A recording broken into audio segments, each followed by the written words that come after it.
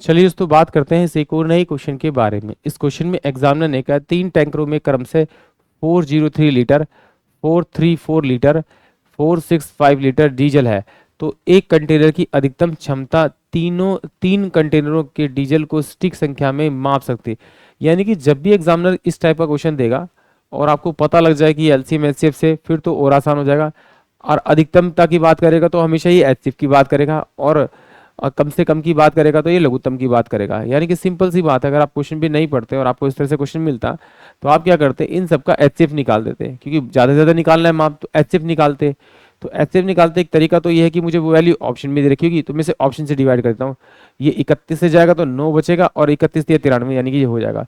31 से इसको डिवाइड करूंगा तो 31 से कम 31, ये 2 बचेगा, ये 1 बचेगा, और ये आपका आपका कितना बचेगा, आपका 4 बचेगा। तो 31 चौके 4 और 4 तिया 12 जाएगा।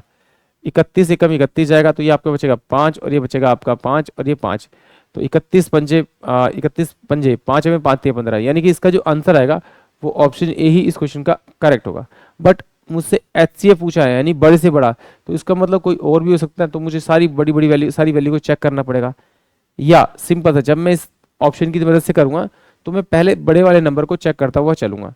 बट चलिए आइए, इस तरह से तो आप करेंगे इसे। बट एक तरीका और है, जिसे हम लोग क्या करते हैं, डिफरेंस करके सॉल्व करते हैं। जो बड़ी वाली वैल्यू है उसको आप बीच में लिखिए, उसके बाद में उसकी एक छोटी वैल्यू यहाँ लिखिए, और उसकी दूसरी छोटी वैल्यू यहाँ पे लिखिए 434। इन दोनों का डिफरेंस करेंगे तो डिफरेंस कितना आएगा मेरे पास में, आपका 2 और 6। इन दोनों का डिफरेंस करेंगे तो डिफरेंस कितना आएगा, आपका 3। इन दोनों का फिर डिफरेंस करेंगे तो डिफरेंस कितना आएगा, आपका 31। यानी कि ऑप्शन जो मेरे पास में ए होगा वो इस क्वेश्चन के लिए करेक्ट होगा।